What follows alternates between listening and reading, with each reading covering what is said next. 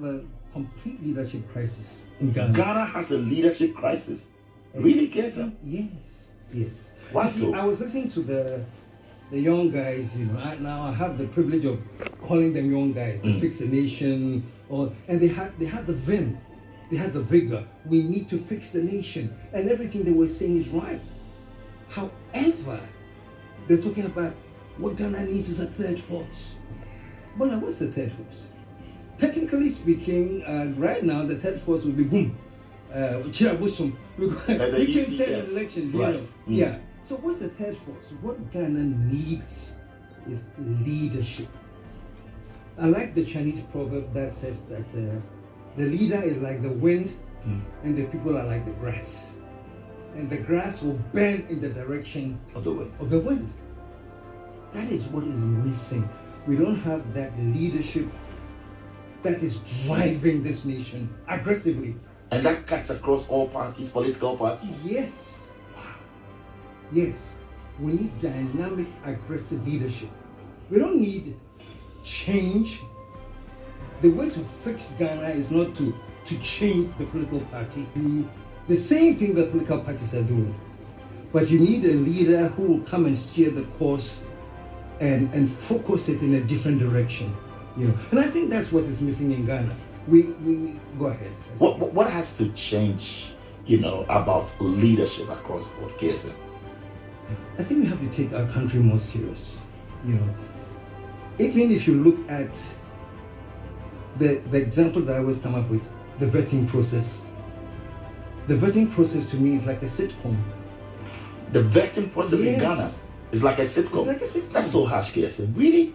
They're putting their best, they're choosing them. Yes, but when you watch it, the questions that are mostly asked are not challenging. The questions that are mostly asked are not challenging. So the people who are supposed to answer the questions can basically say anything and they are passed. So you're worried about the vetting process in Parliament. How our ministers are vetted. Exactly. You think it's a big joke? It's a joke because there are some ministers who have not had a day of work in life and they are being vetted to take over ministries. Like who? No, you said you want to be blunt and open. Be blunt, like the last one I remember very clearly is who was in charge of fishing. I think Hawa. Somebody. No, but she was wet. She was. One of the questions was define. Oh my goodness! Some question regarding what is a fishery pond or some. The question itself was flaky. So what do you expect a deep answer to a flaky question? So the answer to was flaky. I'm sorry I don't remember exactly what was said, but it didn't impress me then that if you're looking for somebody in 2023, 2024, in this world now that we're living in, to lead the fishery. So you believe that in government and not just the MPP, across parties, many of our ministers are not really fit to be there. Many of them have not operated a kiosk before, but they are going to be handling ministries. Somebody can come right out of college, maybe have 1 or 2 years of work, but because they can get on radio and be insulting and be aggressive, they are named to take over very, very serious. Look, we are serious here. We have gone past just insulting people and casting aspersions. Let us focus on building this nation. If you're a leader, you pick people who are thinking, who are focused, not the people that you can control, not the people who can run to you when you call them and put their hands behind them. We don't need that. But you also want people who will be loyal, people who will be there for you. Yes. But also are knowledgeable. And that's what every government will do. Yes. Isn't that right? Yes, you need people who will be loyal. You need people who are knowledgeable. I am sorry to say that sometimes we replace sycophancy for the knowledgeable. So if you're a good sycophant and you've been heard advocating for whatever leadership, and you sound radical, and the sycophancy is a very fine level, you can be considered. And that gets you worried. very, very worried. We're not joking. We need serious people to run this country. From where we are now, it's no more time for jokes. My brother Bola. Wow. We are living for you. One kind. Me, I'm 67. Wow. I'm not saying I'm dying tomorrow or anything, but I've done our grandchildren now. You know. You think we can do better as a nation? Yes. We can do so much better as a nation. We're heading for an election year. I mean, elections this year.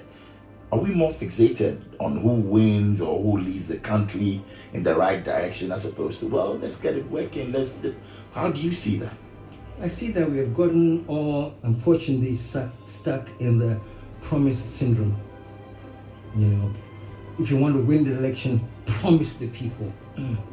Can you accomplish what you have promised? Oh, that's something for a discussion for another day. I want to win. Let me make the promises. When I get there, I'll cross that bridge when I get there. If I don't make the promise, I'll find reasons why the promise weren't made. And so, sadly, the whole nation has gotten stuck in this promise syndrome. Everybody's promising. And the promises are that vote me into power and I promise you a greener pasture. Really? Where we are? But what should be the right thing to do, KSM? The right thing to do is tell the people, frankly, we are in a deep mess. And if we want to get out of this, all of us collectively have to realize that we're all going to have to roll our But they have to get the power first before they can act. Yes. Is that be the case? And is that not the case, yes. KSM? Trust me, when you have a leader that is strong enough to tell the people what the real deal is and let them know, you'll be shocked how people will migrate to them. I'm using this as an example. Canada, Japan caused a stir in this country just because of that language. You know, he sounded like, well, things have got to change and let's crack the whip. Let's get this moving. So there was that semblance of, hey, this man, with all his criticism, it looks like he can bring some kind of discipline. And you think that's what we need? You think that's what we need as a country? Yes. We need the likes of Kennedy and Japan to whip people in. To whip people into shape. We're coming today. You rather he will lead the country? Sorry? Kennedy and Japan. You rather he will lead the country and you believe in him that he will be a good president? No, I'm not talking about him. Yes. But the method he used. Use it. Okay. We need a leader. Like that. Like that, you know. But he's like that. So. Well, he is like that. So is it something that you will approve and say, well, given the chance, you want Kennedy to lead the country for everyone to see? From what you said. He sounded very, very, very, very intelligent. He sounded like he had the right things, like he understood things as to whether he could have implemented them or not is another thing. But he sounded like he was on the right course. He said he'll crack the whip if he needs to. And he'll discipline people if he needs to. Even if you're his wife, he'll discipline you. This is all good talk. I don't know how much of that is just politics. But you believe that that's the way to go? Sorry? You believe that that's the way we should go? That's the way we should go. You know, there are two interesting leadership styles that we've seen in Ghana that I always, talk about. They are both military. Okay. You know, we had Kutu Champong, and then we had Jerry Rawlings. Okay. Kutu Champong said, we need Ghanaians to take over the commanding heights of the economy. You know, so Kutu said, let's bring Ghanaians up, right, to take up the commanding heights of the economy, and see what are some of the things that happened at the Kutu Champong. Operation Feed Yourself. Operation Feed Yourself. Right. Watching mattress. Ghanaian who was making these 4 mattresses. Also, it's Kutu Champong who bought watching mattress. Oh. Yes. Watching mattress. Now, when you talk about foam mattresses, latest foam, all the other foams, but mostly the Benis. Watching mattress. Kous has started assembling Audi motors in Ghana. Audi motors were once assembled in Ghana. Were being assembled in Ghana, in the process of building a plant to assemble. Also, it's not today that we're getting assembling plants and all of that here in Ghana. No. It's been done before. It's been done before. Where I was in Kumasi at Premier College then, and close to us was the New Plant Station. New Plant Station, right. And they were assembling New Plant buses in Kumasi when I was in secondary school. Now they move. These things have happened before. Under a leadership that said, I want Ghanaians to to occupy the command. Where did we get it wrong? Yes, and for people, you are old, you've been there, but from your generation, why? Why is going to be discovered democracy that we don't understand? Oh, we don't understand the democracy. We don't understand democracy. Even when you look at the interpretation of democracy in P, who Kabina? That's what we mean by democracy. Oh, the Kabina. So you believe that democracy has not really helped us as a people, or we don't understand to actually. We haven't applied it the right way. Maybe as Africans we should have decided how we're going to do our democratic practice, but not follow through the Western, just like how they do it in the UK or US or whatever. So I think that's where we went wrong. So you mentioned 2 military leaders. You mentioned Kutu Achampon one, and then who will be the next? Jerry Rawlings. It means that you are one who actually go for military rule. No. I want to say something. Yeah. Kutu said, let's focus on taking over the commanding heights of the economy. Right. I think one of the major mistakes with Jerry Rawlings was that he was too fixated on bringing those who are going up down. You see, in his mind, we are talking about equity, and equity means we're all the same. So I remember times where we no go sit down and make them cheaters. Back in those days, now we no go sit down and make them cheaters. Where, with all respectfully, maybe the security guard of Platinum Place will be angry. Why is Bolare coming in a car? Right. That was the thinking back then. That was the thinking. Rawlings didn't mean that, but that was the thinking that his actions generated. Okay. So what if I see me to me security so it's sort of distorted discipline somehow. So walk us through that revolutionary period. I mean, yes, the time of Rawlings, the PNDC era. Yeah. Was that the thinking of people that they felt, well, we're all equal, like you're saying, on the same pedestal? So what? There wasn't any law and order? Were people disrespecting or looking down on people, disdaining folks? What was it like? Well, so the rich were afraid. The idea of Jerry Rawlings was that the rich should not be superior or consider themselves superior to the lesser ones, which I agree with. But the way it was presented empowered people to think that it made the poor to feel empowered, emboldened, which is good, to disrespect or what? Which is good, but not to lose your discipline. Which is good, but not to lose your discipline and say, come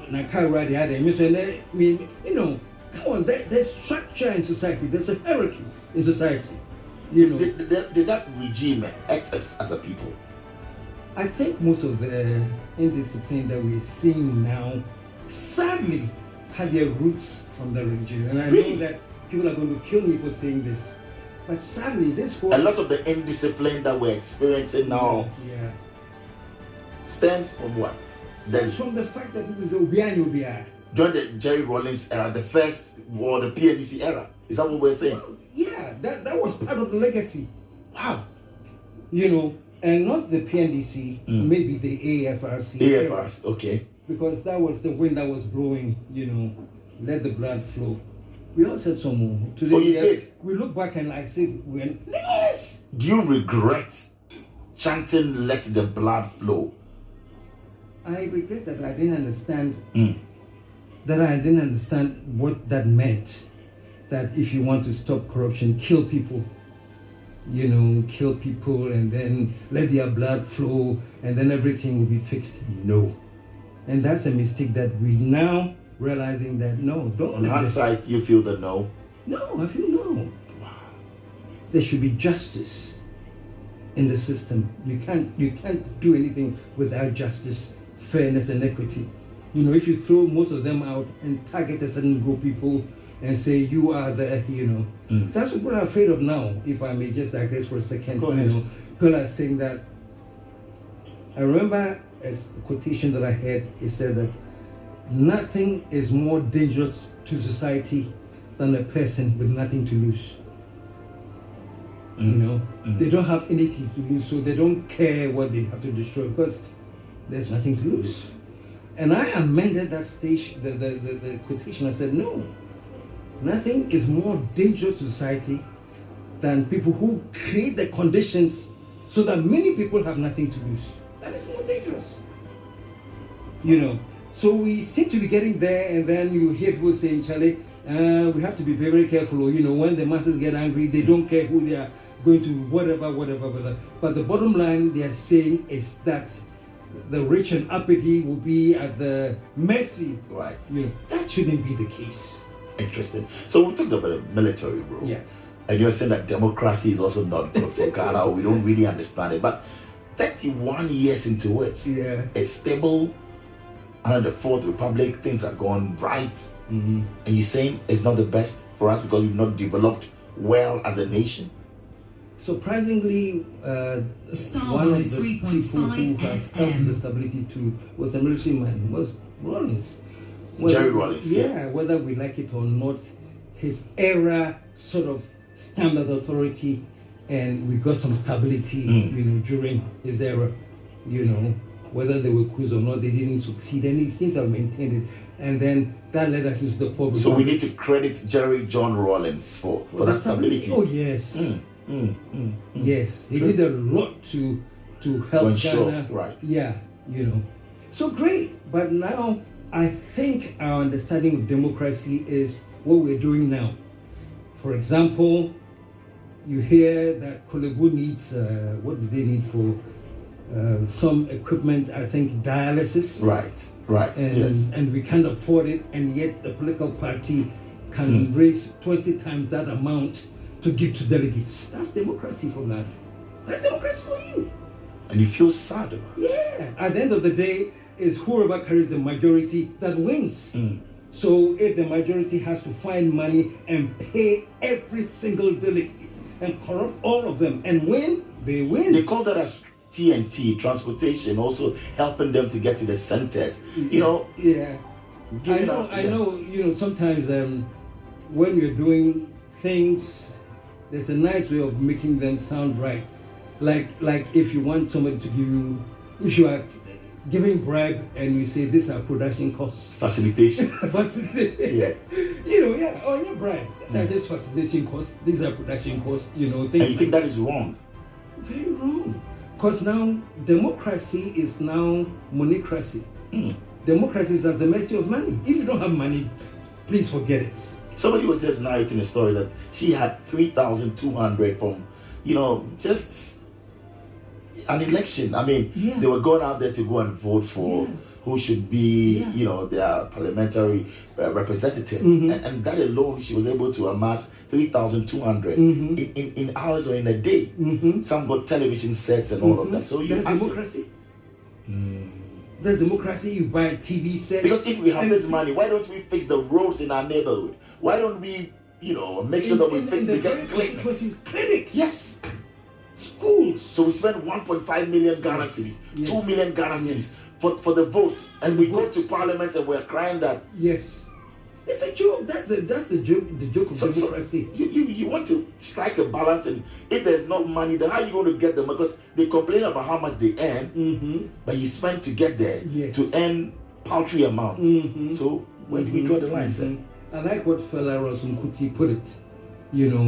Those of us who go way back then, Fela Ransome Kuti said, democracy in Africa is a demonstration of craziness.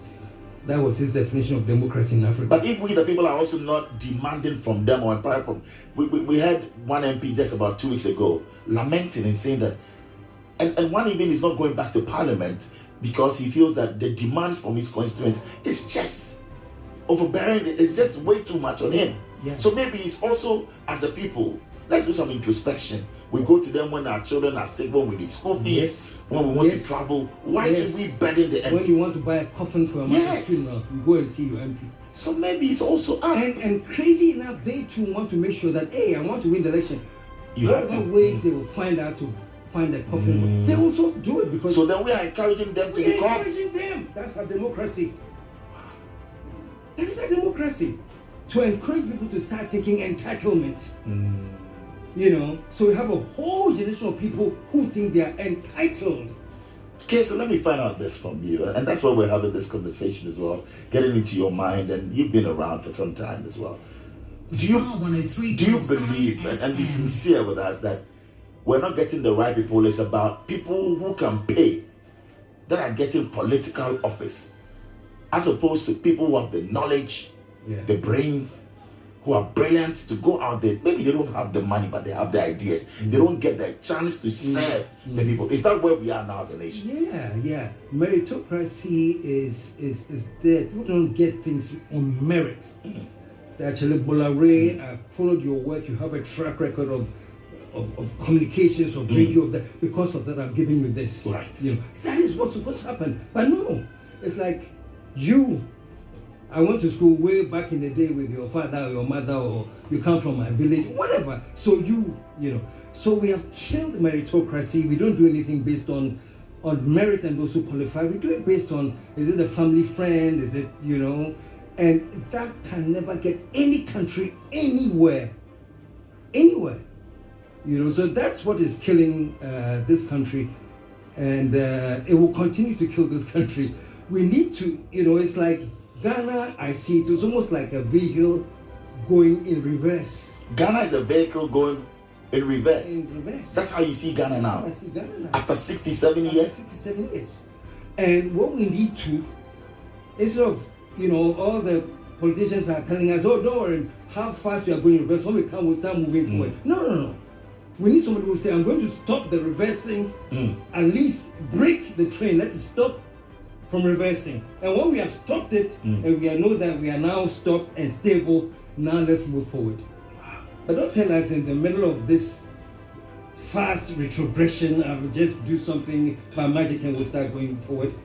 So I think President Mahama says that let's give him another chance. He will fix it. 24-hour economy. He's going to introduce, a lot into the system. Vice President Baumia says that I know there are problems. I'll cancel, the e-levy. I'll come through. I'll introduce some policies that will help us get to the promised land. I'm a mate now. Let me be in the seat as a driver, and I'll change things.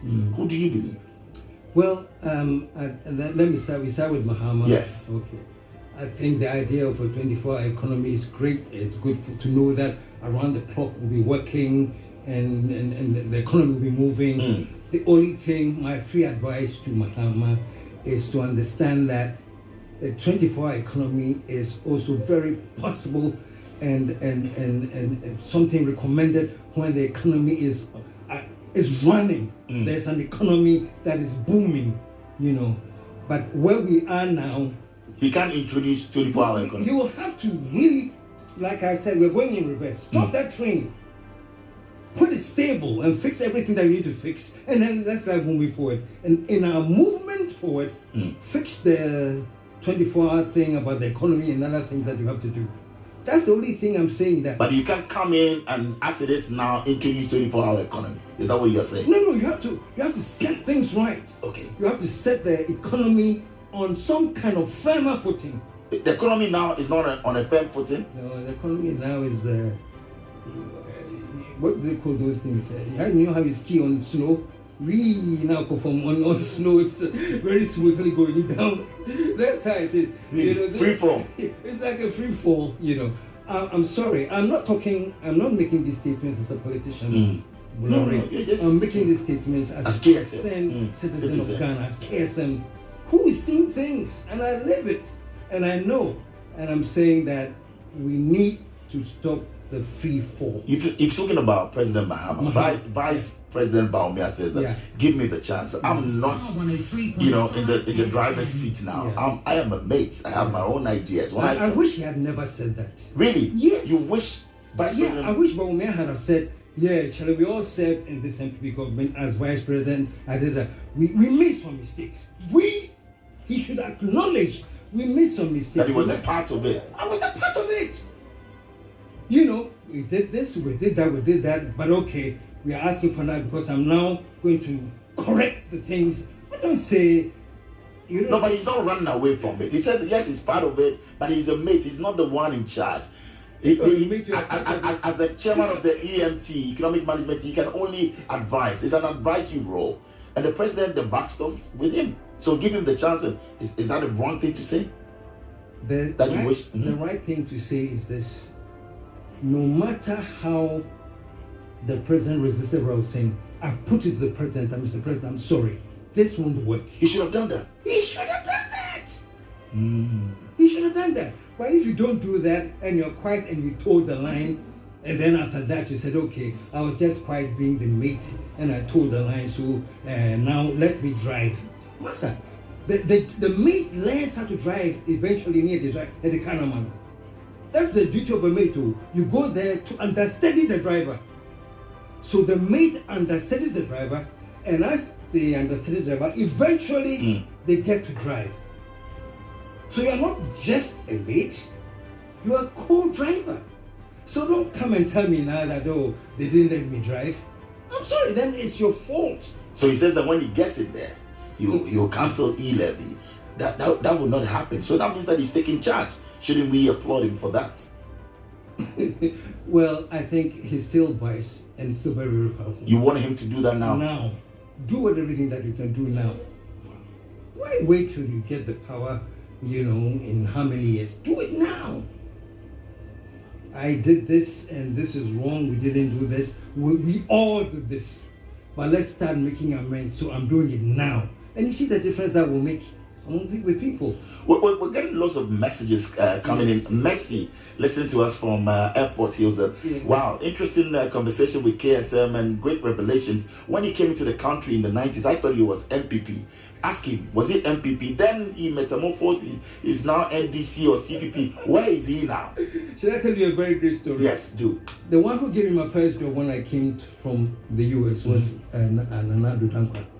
The president now gave you I your don't know first whether job. he remembers, but just before I came, when I was in the US, I worked on a campaign for one New York mayor called David Dinkins. I was part of the team that was, So when I came to Ghana at that time, I think President Kufuor was just about to go, So my brother was very close with Nana. Told him that, oh, my brother has come from the US. He's worked on some campaign. He has some political ideas. So I went to Nanado.